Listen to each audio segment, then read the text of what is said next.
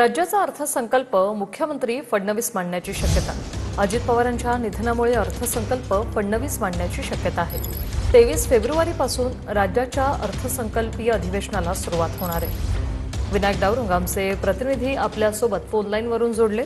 विनायक, मुख्यमंत्री अर्थसंकल्प मांडू शकतात असं कळतंय, काय सांगाल? बरोबर आहे। आपण जर पाहिलं तर राज्याचे उपमुख्यमंत्री अजित पवार यांचं अपघाती निधन झालेलं आपल्याला पाहायला मिळतं। मोठा धक्का जो आहे तो राज्य सरकारला सुद्धा सोसावा लागणार आहे। येत्या 23 तारखेपासून राज्याचं अधिवेशन जे आहे ते सुरू होत आहे। आतापासूनच अधिवेशनाची तयारी जी आहे ती सुरू झाली असती, परंतु आता अर्थमंत्री म्हणून बजेट कोण मांडणार हा प्रश्न जो आहे तो राज्य सरकार समोर आपल्याला पाहायला मिळतोय।